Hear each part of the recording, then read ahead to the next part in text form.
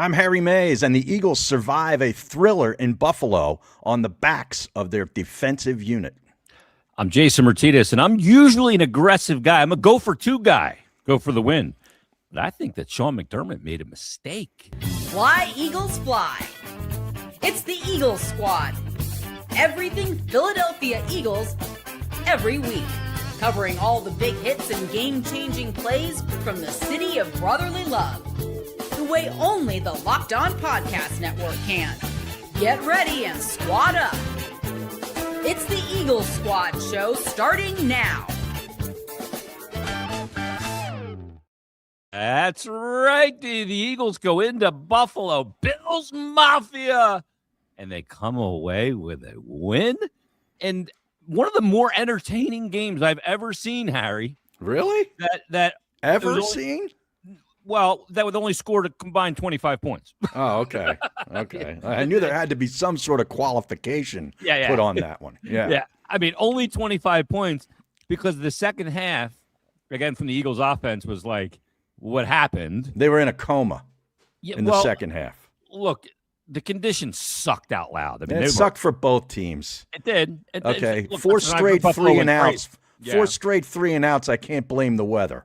They scored 13 points in that weather in the first half. Yeah. So, it progressively got worse, but the Bills handled the weather obviously in the second half a lot better than the Eagles. And I think you saw the graphic that Tom Brady talked about and Kevin Burkhardt talked about, where the Bills over the last 4 or 5 years in second halves, their point differential. Yeah. What is the best in the NFL? I mean, it was like 291 or something, like some insane number.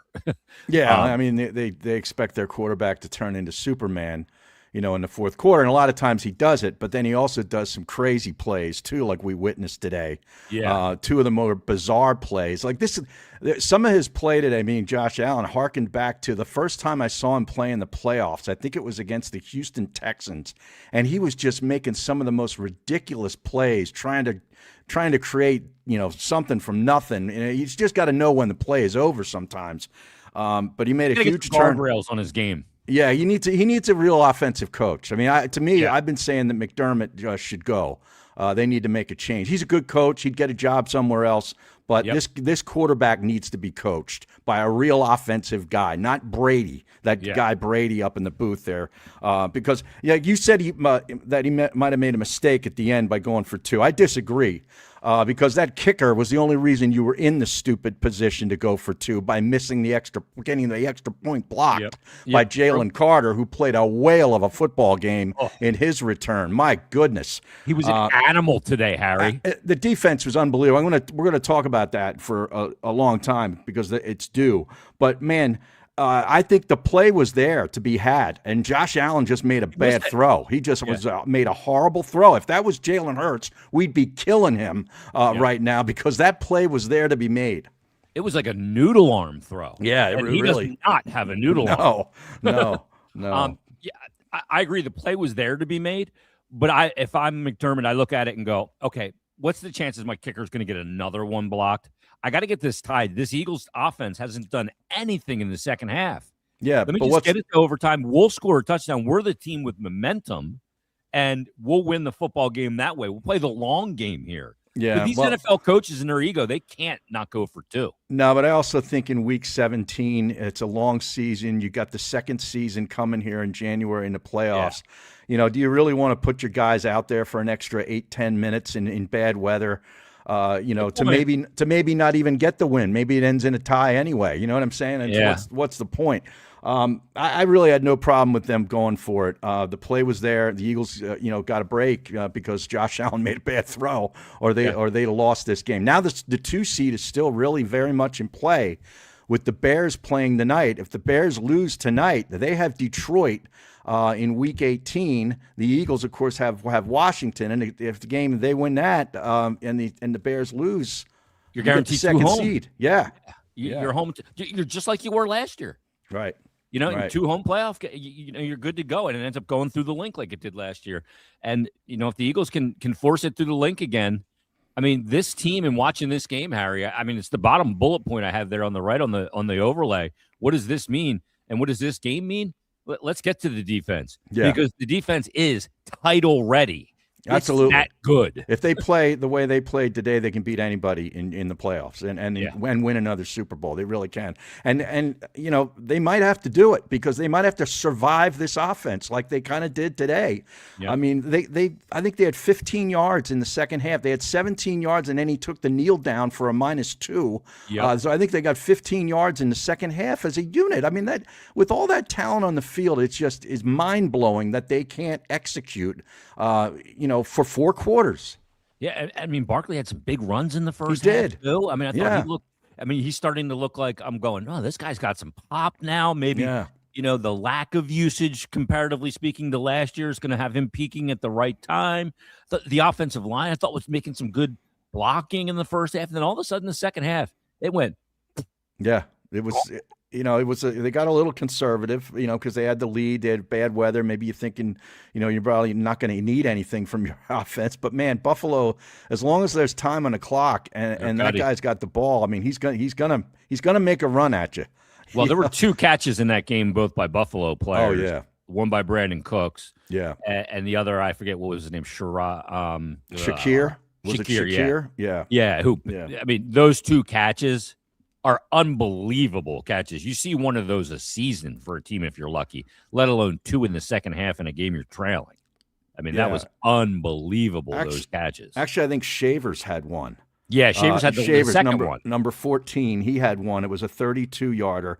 Brandon Cooks had the big play for 50 yards in the game. But I mean, and those are just sort of desperation plays where Josh Allen's just sort of throwing it up there and hoping his guy comes down with it. And they did and kept them in the game. It was a wild game. It really was, man. Imagine if that was snow today. Oh yeah, that would have been insane.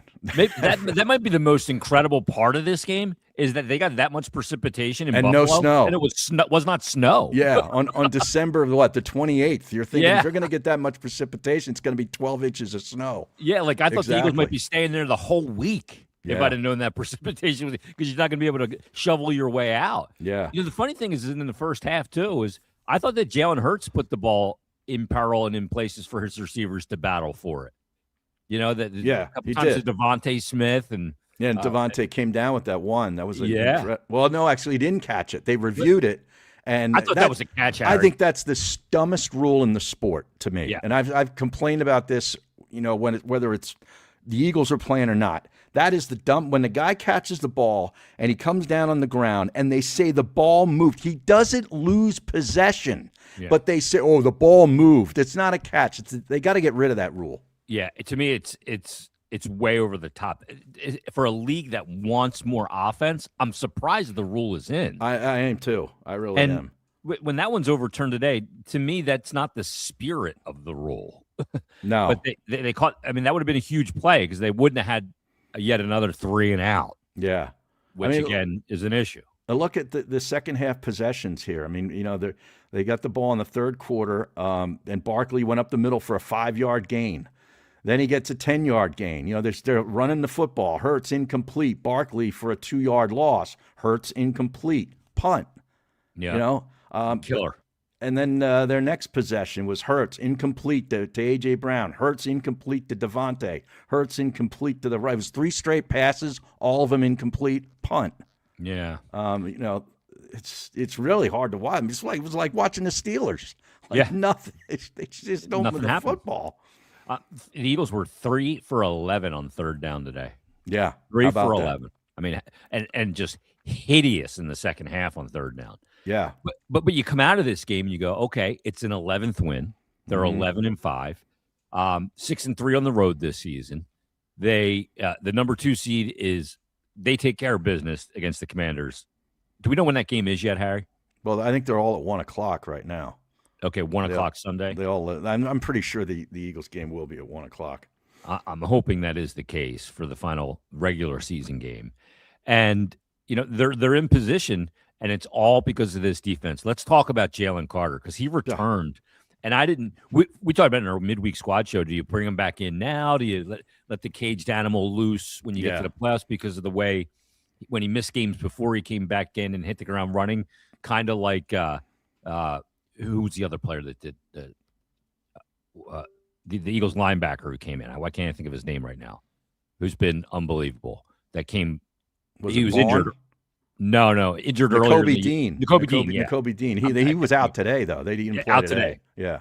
And Bond was excellent today. Right. But Jalen Carter goes in the game today, and you could just see that he was a man possessed. He gets the sack up the middle. Oh, yeah. That was all over the place. He looked like he was shot out of a cannon coming out of that three-point stance. I mean, unbelievable. Just burst. A guy that size shouldn't be able to explode like that. I know. That is really quick. I mean, it's like he attacks that guard that he was going up against or tackle. Yeah. I forget who it was on that play, but man. There were two other defensive plays, one by Epps and one by Bond. Yeah. That helped this game. The play by Epps on, what was it, on Cook? Yeah, it was a really good hit. They showed the slow-mo from behind the QB, and you see him like kind of dancing back and forth looking for the read, and then as soon as he makes the read, he just goes in and just cuts the legs out of the running back. It was a great look at what he's seeing. Yeah. And it makes a great play and takes out the Cook's legs, and then Bond getting the shoulder on Jake Allen was the game, basically. Yeah, and kept him out of the end zone. Got it. Yeah. He came up short there on that 4th and goal. Yeah. And that was another yard. That was another one of those plays where Josh Allen, if you're a Bills fan, you're just pulling your hair out. You're like, what is he doing? He's trying to faking it. He's just extending. Like, make a decision, make a throw, will you? Yeah, or decide to run and go. Like all this indecision was why he didn't score there. And totally a great play by Bond. But Jalen Carter also had a pass defended, batted ball down, and blocked the extra point.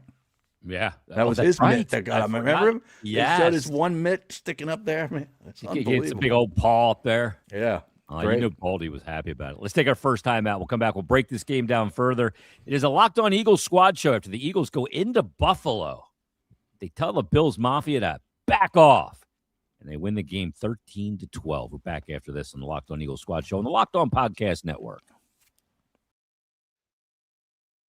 All right, let me tell you about PrizePicks, because this episode is brought to you by PrizePicks. Whether you're starting a new routine or jumping into player projections for the first time, trying something new, it can feel like a challenge and a little overwhelming. But with PrizePicks, it always feels good to be right.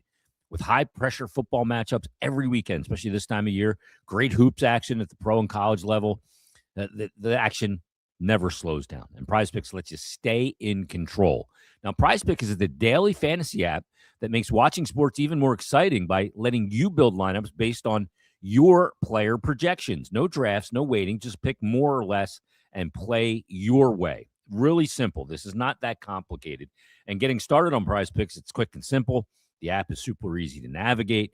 It's made watching games more engaging, especially for following individual player performances. And you can, again, pick the ones you want to get in on. You love the flexibility with options like Flex Play, where you can still get paid even if one pick misses. And the new early payouts feature, how about that? Game changer. If a player starts hot, you can cash out before the game ends. Maybe you think the player's going to run out of gas. So do yourself a favor. Download the PrizePick app today and use code LOCKEDONNFL. Again, the code LOCKEDONNFL on the PrizePick lineup, and you'll get $50 in lineups after you play your first $5 lineup. That's code LOCKEDONNFL to get $50 in lineups after your first $5 lineups. PrizePicks, it's good to be right. All right, we are back as the Eagles get an 11th win of the season. And Harry, do we have to you look at Hurts' stat line on this game. I'll give it to you right now. 13 of 27, $110, one touchdown, no interceptions, was sacked one time for -2 yards. I think that's the kneel down, correct? Yeah, I believe so. He made some unbelievable moves in the pocket tonight to avoid being sacked. There were a handful of times where he was really dead to rights, and somehow he evaded the sack and was able to, extend the play. And many times he maybe throw it out of bounds or something, but he did not lose yardage. So I know his numbers are not good. He made a couple of really nice throws. But he did make some nice moves and shifts in the pocket to avoid being sacked because they were harassing him too. Yeah. I mean, I don't know what to take away from the game from him because I thought he played heady in the first half, but again in the second half, and I'm trying to attribute it to weather. I mean, maybe the wind picked up. I don't know, but it stopped raining at one point in that second half too. Yeah. But the weather wasn't ideal. It wasn't ideal against Detroit. It wasn't ideal against Green Bay. They've had a lot of bad weather games where it's difficult to look good and flashy at the quarterback position. I will say that. Yeah, that's true, and we just don't know. I mean, you look at the Detroit game and the Green Bay game, and it's the Eagles' defense that wins them those games too. Yeah. Very similar to this game. There's now 3 of these games. Oh yeah, and these are the kind of games you're going to see now in the playoffs against quality teams. And I don't think Buffalo has a great defense. They're good, but you're going to see the best teams, on defense against this Eagles offense. And if they can't score 17 points, chances are you're going to be going home.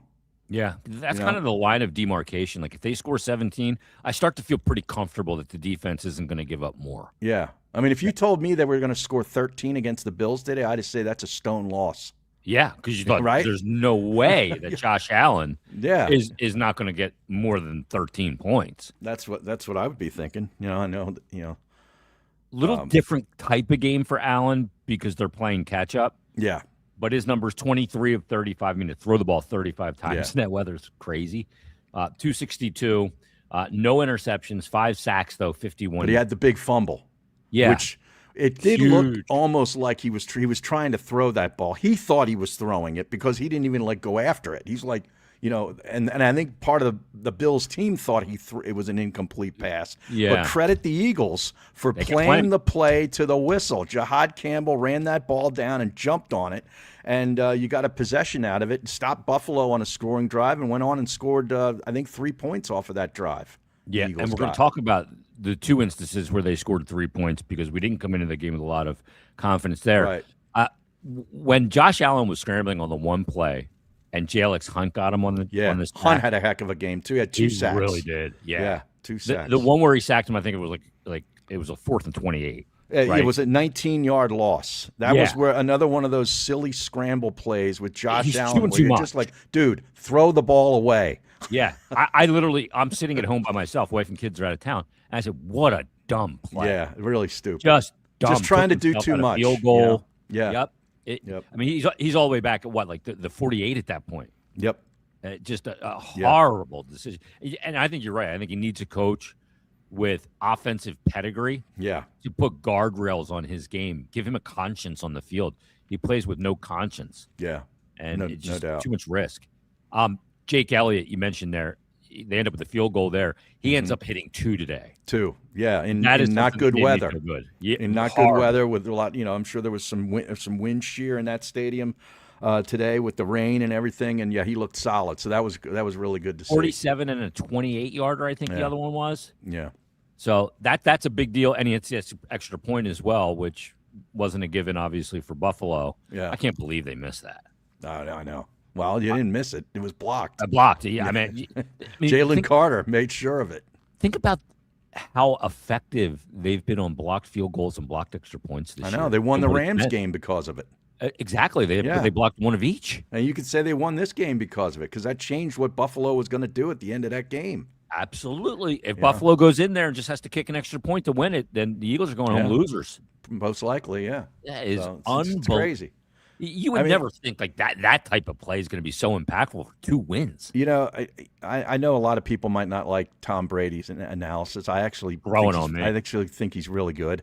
Yeah. But he made a statement about the Eagles, and it really galvanized why they win games. They play every snap. Like special teams, it doesn't matter what it is, what the situation is. That defense is playing every snap to the whistle. It's just like they're just in it. And I guess you got to credit Sirianni for that, for his detailed, approach, because I think that's really what kind of takes the form there. Like they're in it on every little detail. Is that what he was talking about right after Aaron Andrews' report when she said it got me pumped up? being in the tunnel because the defense was so pumped up. She asked Sirianni about it. Yeah. And he said, "Did you see him play in the first half?" Yeah, exactly. Yeah. and then Brady went on to have that explanation that you just said. Yeah. And I was not a Brady fan initially. I think he's warmed to the job, and and I thought this during the game. His voice, his delivery, his knowledge, obviously, and his pedigree, and the fact that he did what he did as a player, the credibility is off the hook. But he sounds like an old school broadcaster to me. Now he does. Yeah, this year. I think he sort of took that leap this year. How about how he's talking about the gloves? There's no better bad weather quarterback than Tom Brady. That guy played more big games, playoff games in rain and snow. Yep. And I know we talk about the deflated footballs and all that kind of stuff too, but he's talking about the gloves that gloves. He would tell his teammates, like, go change your gloves. He talked about the plastic gloves with Devontae Smith. Yeah, exactly. On a drop that he had. And then he talked about his obsessiveness with the weather. Yeah. This guy, that's what it takes to win multiple champions and be that good. Is like he's like, I was on the weather.com app like nonstop. Oh, yeah. Well, he knew he's playing a lot of home games in New England in January. He's probably going to have bad weather, so you better be ahead of it. And then people were saying, why is he only wearing one glove in the booth? I think it's for the telestrator because you probably can't touch the screen and make the lines with the glove on. Right. He's not going with the one bedazzled glove. Yeah. The bedazzled glove. Yeah, that's not the reason. But, I think you're right. It's the touchscreen so he can break down plays. His recall on how fast he breaks down a play is remarkable to me. It's pretty good. That his eyes always know where to be, and he's, like, dialed in. Well, he knows the names of the plays, too. Like that the Buffalo's running. Yeah. So, but how about Cooper DeJean? I know Farzi's not with us today. He'll be with us on the midweek show, but, man, did his boy have a game. I thought his best play, maybe one of his best plays ever, was one that didn't even turn out to be the fumble. The way he pushed the player off before jumping on the ball, they ruled he was down. Oh yeah. But it was, to me, that was a 2000 Elo chess play. Like a lot of people just go for the ball, and then they'll have the wrestling match. He saw that he had an angle to push the player further away, than he could jump on the ball clean. Right. Yeah. And you don't see guys play. do that. Yeah. Now he did. I thought he was awesome. He did get run by Brandon Cooks on that 50-yard completion. He ran right past him. But other than that, he was in on a lot of tackles. He gets his nose in there, man. Oh, he's the baller. Maybe Quinyon Mitchell's not his best day. The first one of those crazy circus catches was against him, and after a PI call. Yeah, he had a PI call. It was kind of got in the collar a little bit. Yeah, it was borderline. I didn't think it was egregious, but that official, that Torbert guy, I can't stand him. Me neither. I'm telling I think it's hard for Mitchell because he covers guys so well. Yeah, like he's so like hip to hip with him. He's aggressive too. Yeah, he's physical.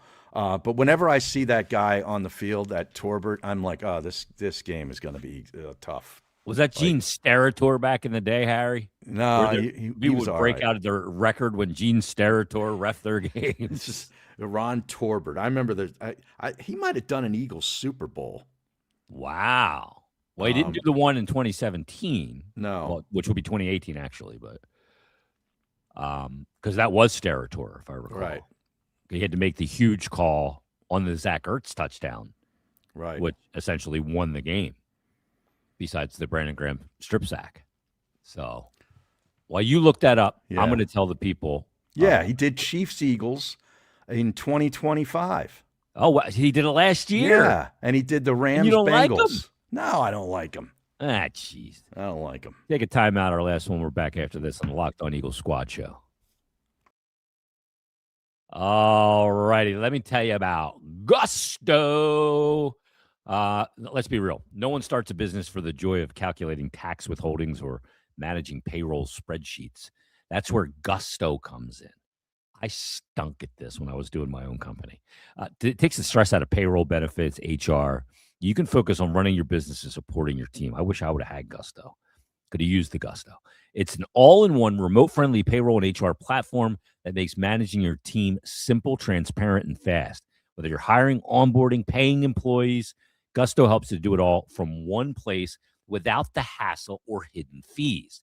Unlimited payroll runs for one monthly price, which means no surprise charges at the end of the month. Gusto's automated tools like offer letters, onboarding materials, and direct deposits save business owners hours a week. Knowing you can reach a certified HR expert at any time gives you real peace of mind. So do yourself a favor. If you're a small business owner, just can get your feet off the ground, or you've been in the game for a while and having frustration, try Gusto today at gusto.com/lockedonnfl.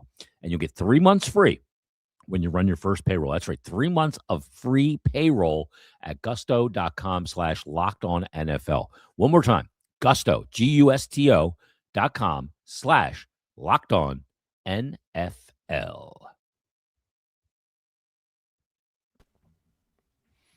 And we are back. A little shortened episode today. A lot going on in the sports world. I was trying to do the Flyers pregame show, Harry, in the waning moments, literally, as we started the show and we're waiting for the 2-point conversion. You know what? I've never been so distracted and not cared about hockey so quickly in my life. It might have been just a better pregame show to just run the feed from Buffalo and just run the game. I would have done that. Yeah. If I wouldn't have had issues with the compliance. Yeah.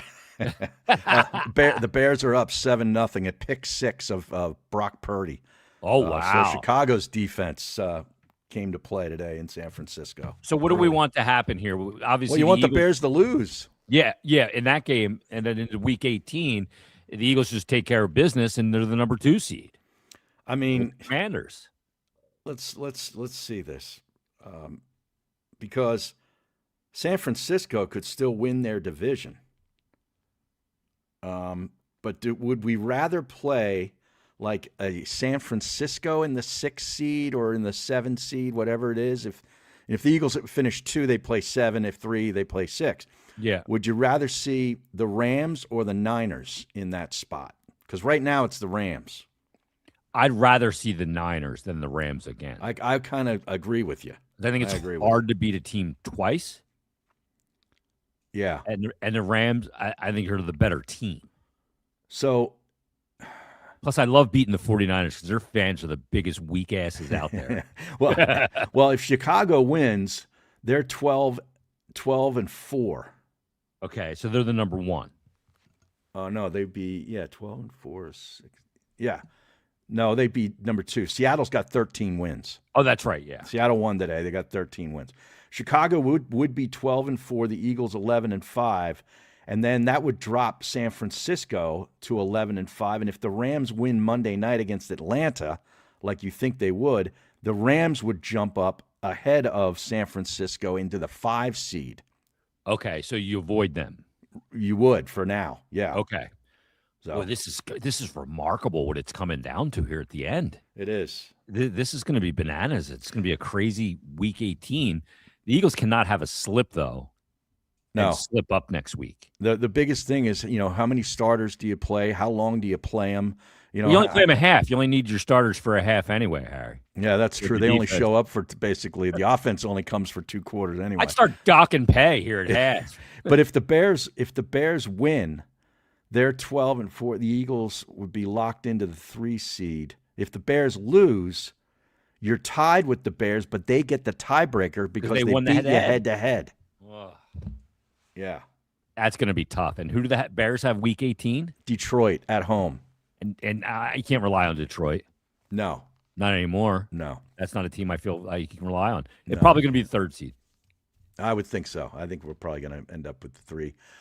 This guy, Ian Gates, here at the bottom in the comments says, oh, my gosh, it's John Romero. Now, I looked up who John Romero is because I had no clue. He's a software video game developer, and they must think that either you or me look like him. John, look up his picture. Do I? Because I think somebody commented on this But this guy has facial hair, this Romero character. He doesn't look like you at all. Well, I don't think so either. I mean, the glasses are similar, but geez. Yeah. And I think he's Asian. He is Asian. Like, You're not. I'm not Asian.